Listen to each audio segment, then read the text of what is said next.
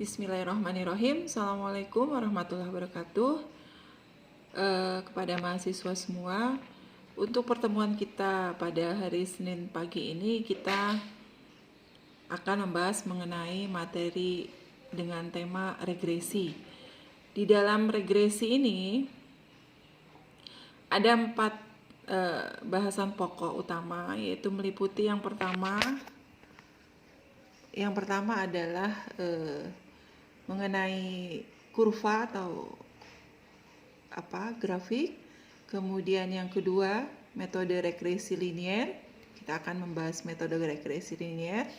Kemudian yang ketiga, kita akan membahas regresi eksponensial dan regresi polinomial. Baik, kita mulai saja. Yang pertama adalah kasus pertama, ketika kita diberikan sebuah data berupa kumpulan titik-titik diskrit, diperlukan estimasi atau perkiraan untuk mendapatkan nilai-nilai dari titik-titik yang berada di antara titik-titik diskrit tersebut.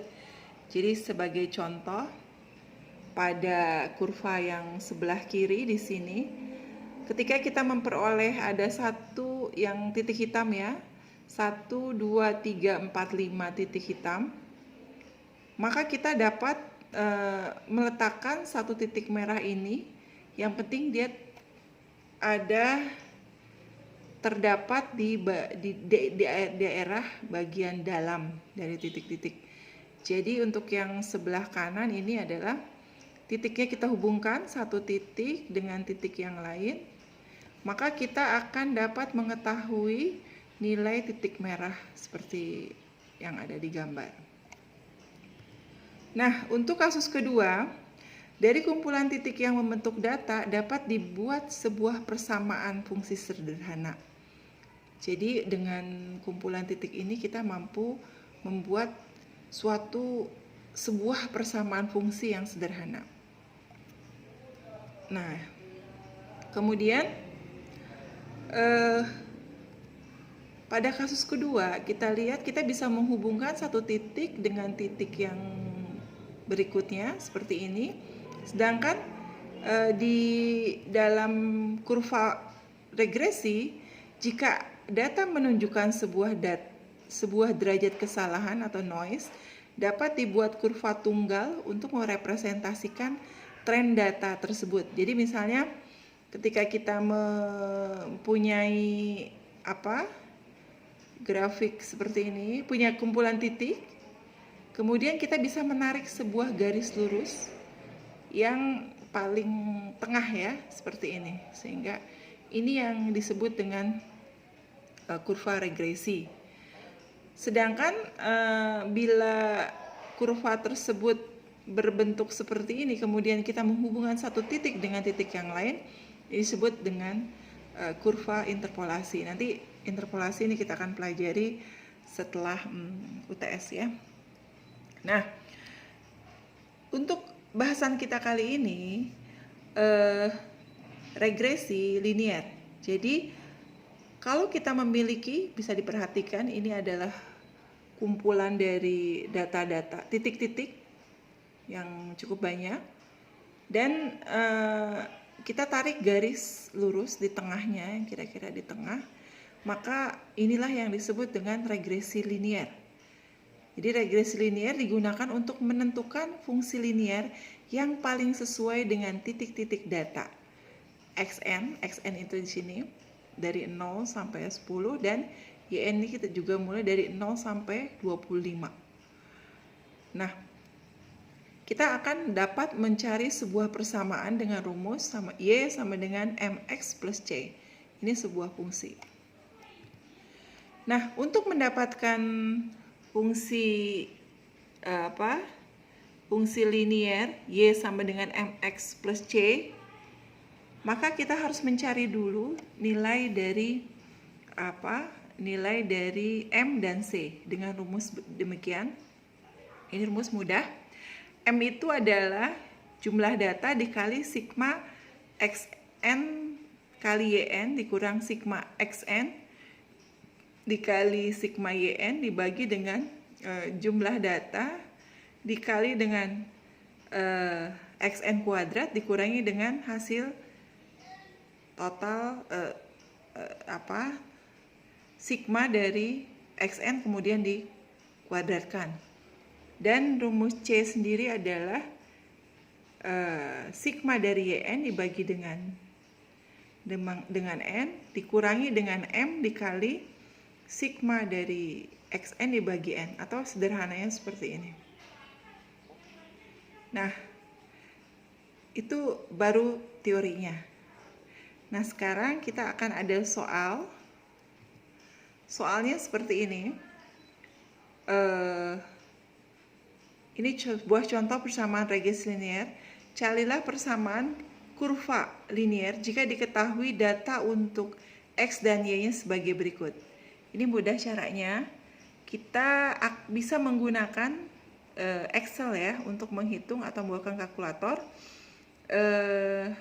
Bila kita mengetahui nilai XN adalah ada 7 buah, 1, 2, 3, 4, 5, 6, 7. Kemudian nilai YN-nya kalau 1, 0,5, kalau 2, 2,5, kalau 3, 2,0, kalau 4, 4,0, kalau 5, 3,5, begitu ya.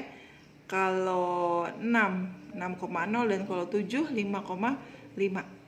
Maka kita nanti akan menggunakan rumus ini. Yang pertama kita cari dulu nilai C-nya. Namun untuk itu, untuk mengetahui nilai, kita akan mencari, ini N-nya jelas ada 7, N-nya 7. Kemudian sigma XN kali YN-nya 119,5 dari mana?